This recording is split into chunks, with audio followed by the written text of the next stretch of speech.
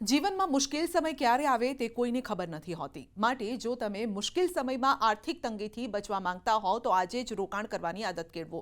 ત્યારે આપણે જણાવીશું રોકાણના 4 ગુરુમંત્ર. આજે દરેક વ્યક્તિ રોકાણ કરે છે, પરંતુ તેઓ તેમના નાણાકીય આયોજન યોગ્ય ન હોવાના કારણે તેઓ જોઈએ તેટલી બચત કરી શકતા નથી. અને આ સિવાય નાણાકીય જાણકારીના અભાવે મોટાભાગના લોકો ભૂલો પણ કરે છે. ત્યારે સૌપ્રથમ એ જાણવું જરૂરી છે કે રોકાણનું આયોજન અને નાણાકીય આયોજન બે અલગ અલગ બાબતો છે.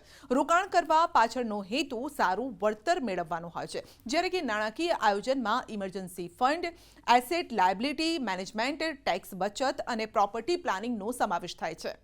તમે રોકાણ અને નાણાકીય આયોજન વચ્ચેના તફાવતને એ રીતે સમજી શકો છો કે રોકાણકારે ઊંચા વળતર માટે શેરબજારમાં નાણાંનું રોકાણ કર્યું હતું, પરંતુ ઇમરજન્સી ફંડ બનાવ્યું ન હતું અને તેથી તબીબી કટોકટી અથવા તો નોકરી ગુમાવવાના સમયે તેમને ઘણી મુશ્કેલીઓનો સામનો કરવો પડશે. પછી તેઓ તરત જ શેરબજારમાંથી પૈસા ઉપાડી શકશે નહીં અને તેમના માટે માત્ર ઇમરજન્સી ફંડ જ ઉપયોગી થશે.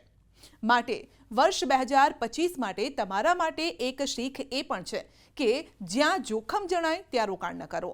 કારણ કે જો રિટર્ન સારું ન મળે તો તમે દેવામાં ડૂબી શકો છો, નાણાકીય મુશ્કેલીમાં મુકાઈ શકો છો. એક રોકાણકાર તરીકે તમારે એ પણ સમજવું પડશે કે વીમો એ રોકાણ નથી, તે સુરક્ષા કવચ છે. તે પૈસા કમાવવા માટે નથી. જો તમે વીમા અને રોકાણને મિક્સ કરશો તો તમે કોઈ ફાયદો નહીં લઈ શકો.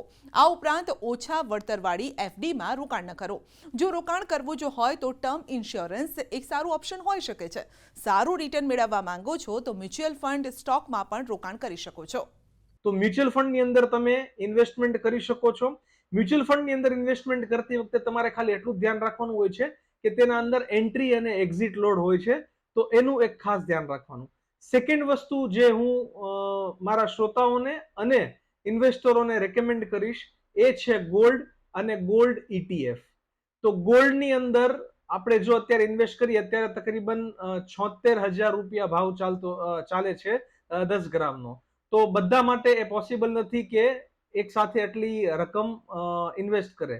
તો ગોલ્ડના જે ETF છે અથવા સોવરિન ગોલ્ડ બોન્ડ છે તેના અંદર તમે નાની એવી રકમથી પણ તમે ઇન્વેસ્ટમેન્ટ કરી શકો છો. એઝ ઓફ નાવ ખબર નથી હોતી કે આપણે કયા સ્ટોકની અંદર ઇન્વેસ્ટ કરીએ કે જે 35 વર્ષ સુધી આપણને સારું એવું રિટર્ન આપી શકે. તો આપણી પાસે એક બેસ્ટ વસ્તુ છે જે છે નિફ્ટી 50.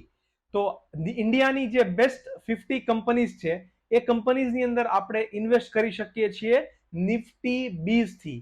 એવા ઘણા બધા એના ઓપ્શન્સ છે, બેંક બીઝ છે, આઈટી બીઝ છે, ગોલ્ડ બીઝ છે, પણ નિફ્ટી 50 ની અંદર જો તમારે ઇન્વેસ્ટ કરવું હોય તો એ છે નિફ્ટી બીઝ.